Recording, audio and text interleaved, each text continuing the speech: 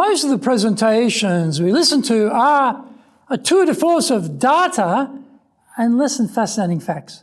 Yet the rest of our lives are overflowing with dialogue. Today we'll look at what we can do with dialogue to make our talks more interesting and impressive.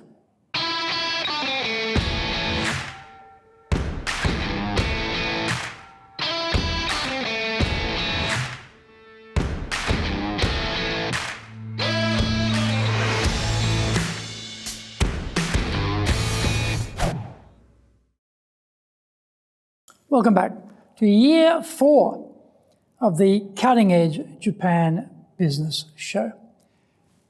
We release this every Monday.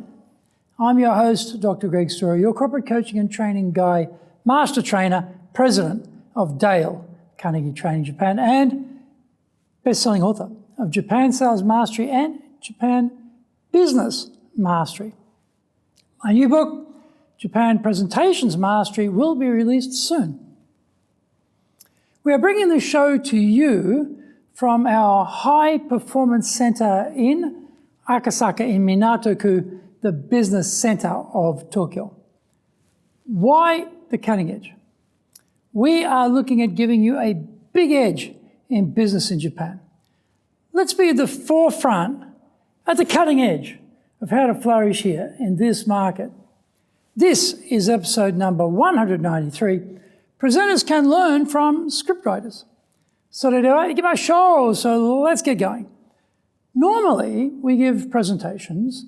They tend to be pretty dry affairs. We marshal the facts, relate what has happened, tell stories perhaps, but in a one-dimensional way. We're relating what happened, but are not making any attempt to bring it alive. However, what do we seek when we're looking for entertainment or education? We're looking for dialogue. Our television dramas, movies, novels, biographies are all using dialogue to good effect. We should include snippets of dialogue in our talks too. Now, we are not writing a screenplay, which is mainly dialogue, but that doesn't mean we can't trip a little bit in here or there in our talk to illustrate a point and bring it to life. We are taking the role of the narrator, telling our audience what happened, and then including the conversation we were hearing from the person we are featuring in the talk. We do this in normal conversation when we say, "She said that, it was preposterous, that idea, and I will never have it mentioned under my roof again for as long as I live." We may even be telling this incident, mimicking the style of the speech of the main protagonist, especially if they speak a dialect or with a heavy accent. Why not do the same thing in our talks to make our key points stronger? Let me give an example of something that happened to me in 2010 in Miami. I was attending my first Dale Carnegie International Convention and hardly knew anyone there. In the evenings, there would be various parties to attend, and on this particular occasion, I had the honour of meeting Dale Carnegie's daughter, Donna Dale Carnegie, and she introduced me to Mike. Now, Mike stood out in that crowd of Dale Carnegie people because Mike had a long ponytail, was wearing a Hawaiian shirt. It turned out that Mike was the contractor who did all the stage audio, sound stuff, etc. for the convention, and actually had been doing it for years. I always finish my year with the Dale Carnegie Convention because you hold it in early December, he told me. He also got my attention when he said, "I really like your organization." Being new to the Dale Carnegie world, I was curious. I asked him why he said that. He whispered to me in a conspiratorial fashion, "The things that people are saying out in front of stage are what they are doing behind the stage, and they're the same." Find out more when we come back from the break. If you want to become a fully competent and confident presenter, then do the High Impact Presentations course. We are all being judged when we speak, be it in the internal team meeting or in a public environment, be it the big bosses, clients, or an industry audience. Everyone is evaluating us. Don't blow it. Get the best training on the planet. Do the High Impact Presentations course now in either Japanese or English. Are you doing business with Japan? Do you really know how things work? Japan Business Mastery provides the answers. Do you have the right networks and know how to create them? Do you know how to get on the same wavelength with Japanese buyers? Do you know what being trustworthy looks like from the Japanese perspective? Japan Business Mastery is based on more than 30 years' experience in Japan and will become your go-to guide. Want to succeed in Japan? Buy Japan Business Mastery now. Welcome back. I asked what he meant by that. He continued, well, I do a lot of these same type of events, and we are all hooked up on the mics so we can hear what is going on behind stage as well as out on stage. There are plenty of folks who say one thing to the audience but carry on quite the opposite off stage.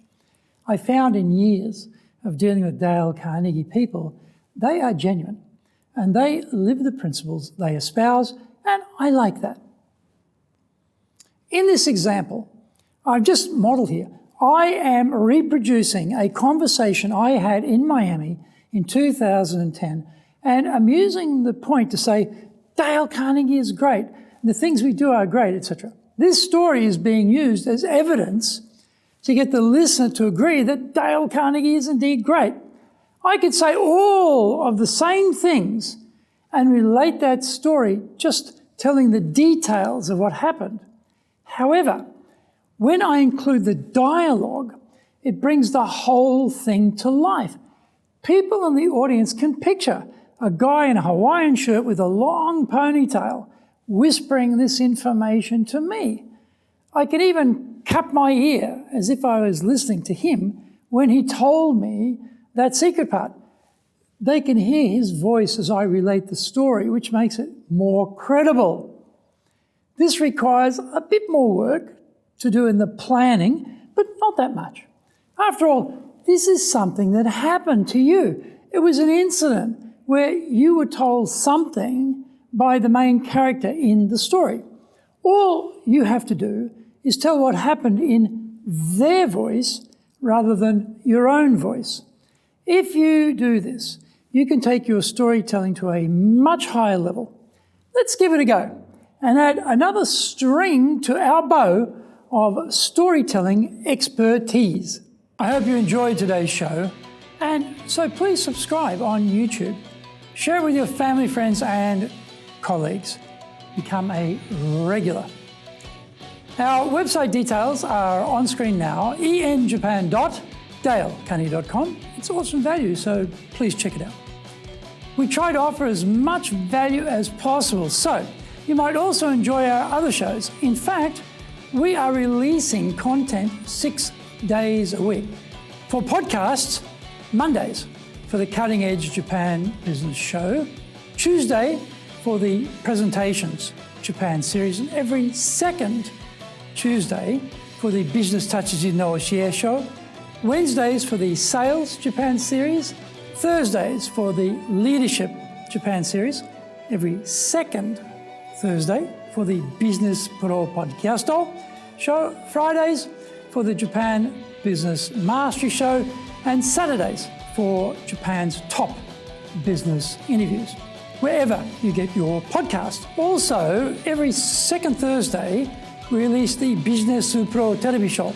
Every Friday, the Japan Business Mastery show, and every Saturday, Japan's top business interviews on YouTube. We appreciate your support. Please let others know about it so they can benefit too. We want to make a contribution to helping people build their careers and businesses. And please join us in that endeavour. In episode number 194, we're talking about if you're wrong, fess up. So, yoroshiku, onegai itashimasu. Please join me for the next episode of the Cutting Edge Japan Business Show. We're here to help you. I've only got one direction in mind for you and your business, and that is up.